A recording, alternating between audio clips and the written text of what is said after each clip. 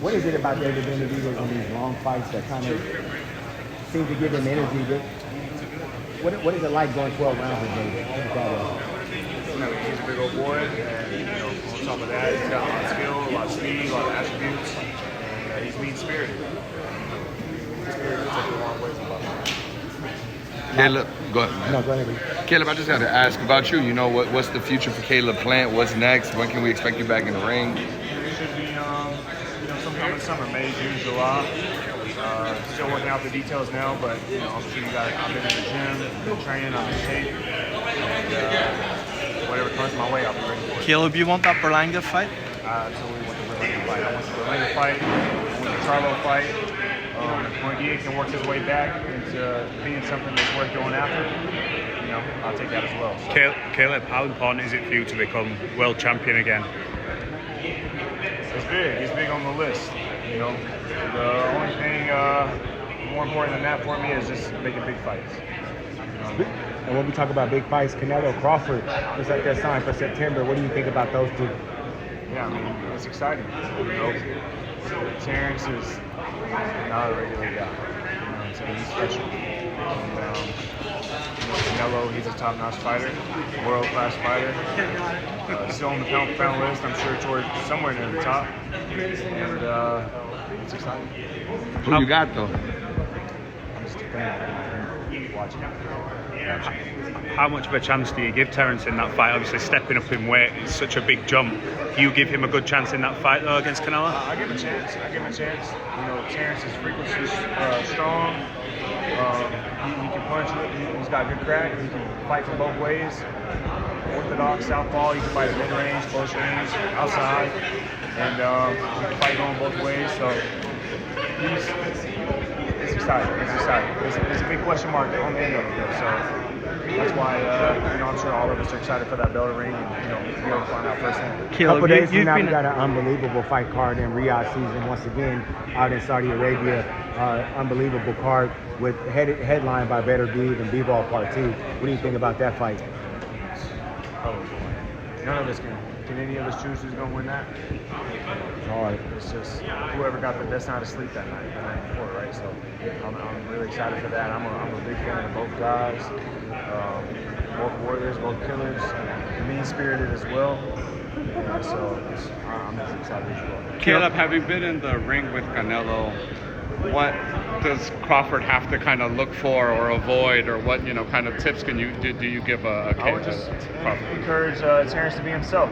As I said before, from the inside, mid-range, outside, southpaw, right hand, moving left, moving right, he can do it all. So I would encourage him to stay relaxed, go in there, have fun, have a good camp, and let the dice roll, right? So Caleb, right here. Caleb, I spoke to Shakur the weekend. He said he's fallen out of love in the sport. He said he doesn't really like it anymore. He doesn't want to become undisputed. He has no aspirations to become a world champion again or unify. Do you ever feel that way in the sport? Because we've heard Tank say he wants to maybe retire soon. Have you ever felt that way, or do you feel that way? No, that's their right to feel that way. So just because I'm not saying it's wrong for them to feel that way, but speaking about me personally, I don't feel the same. I love boxing. You know what I'm saying? And I do want to become a world champion again. It's a big dream of mine, a big goal of mine, and I'm not sure why they feel that way, but we're all walking different paths, right? So, but as for me, I'm just gonna start. Bro, we got a quick question for you, Caleb.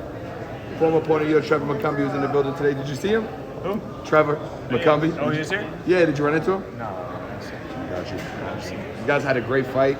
I mean, obviously it was something that the fans love. Is that a fight you would ever entertain again, like running it back with Trevor? I mean, if he worked himself in a position where it was needed, until then, he caught me with a good shot at the end of round 2. He got a BS knockdown in round 4, but, we'll call it even on the exchange. Other than that, from round 4 on, from the beginning of round 5 on, it was easy work. And even in those first 4 rounds, I was boxing him up. Go back and watch the tape. I was boxing him up from the first bell. But like I said, he did catch me with one good shot at the end of round 2. And then, BS knockdown in round 4. Other than that, just a couple punches here and there, but that's boxing, right? So I don't really see a need in to run it back. You know? It was an exciting fight, and he was better than you guys thought. So you're like, oh man, he's doing. But he wasn't better than we thought. We gave him that respect. We knew he was going to be a tough opponent, and that's why we trained hard and put our best foot forward during camp. But other than that good shot in round 2 and BS knockdown in round 4. We got Devin Haney coming back. Gonna be fighting Jose Ramirez. What do you think about that fight? I think that's a good fight. That's good. That's a big fight coming back, and that's one thing that I really like about Devin is he seems to always want big challenges. And in an era where a lot of guys are reluctant to do that, you can't. You know, in an era where guys are really reluctant to do that, you got to tip your hat to a guy like that, right? So I'm excited to see him come back, fight Jose Ramirez. You know, even though it's a tough fight, I expect him to handle business and move on to bigger and better. And the bigger and better things in that is the rematch proposed with Ryan Garcia. We all remember what happened last April. What do you think if they get back together again? Love to see it. I thought with the knockdowns, it was still close as far as like numbers go when you added the scores at the end of the fight. But you know, hopefully we can have a clean fight this time. And it seems like they're having drug testing in place. Hopefully we have a clean fight this time. Caleb, what do you think of fights like tonight and fights like Better Be People do for the sport in this modern era of boxing? Say again? Speaking of this era, what do you think a fight like tonight and the one we're going to have with Better Be People do for the sport of boxing in the modern era?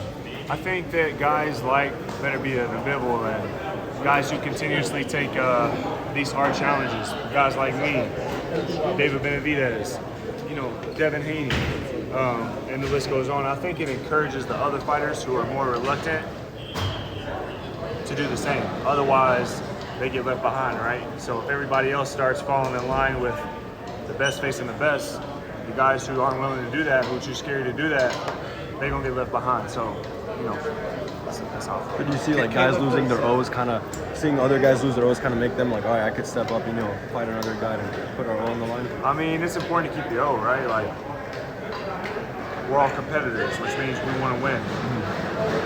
But you got to remember at what cost. You know, if you go your whole life never facing the best and never truly challenging yourself, is it worth it?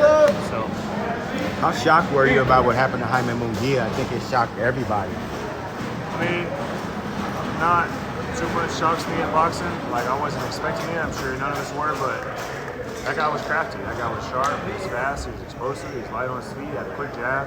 So I'm not sure what they were looking at when they saw tape, but maybe he was flat. Munguia has been busy. You know, maybe he was flat from overtraining. I don't know.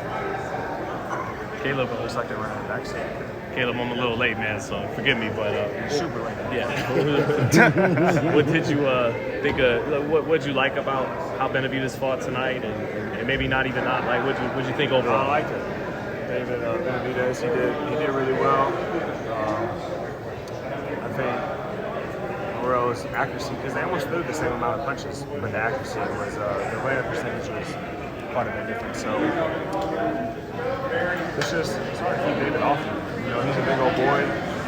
Beyond that, you know, I said earlier, he's got a lot of attributes as well. He's fast, he's mean-spirited, he puts his hands together. So, you know, it's a fight gotta be. I know you're not big on picking fights, but do you think he could beat the winner or would beat the winner of Better Be a Bivol? I'm not sure if he would, but you can't put it past him. Caleb, if you get this Berlanga fight, obviously with the heated exchange and the back and forth, is that fight more than business to you? Is that personal? All fights are personal. Yeah. Yeah, I'm not in this for business. I'm in this to become a competitor. I want to win. So all fights are personal. Even with the Charlo fight, it wouldn't be a different level. It would just be the same. They're all personal. So if Charlo want to run it, I'll whoop his ass. If Berlanga want to run it, I'll whoop his ass. Talk. Caleb, you mentioned earlier about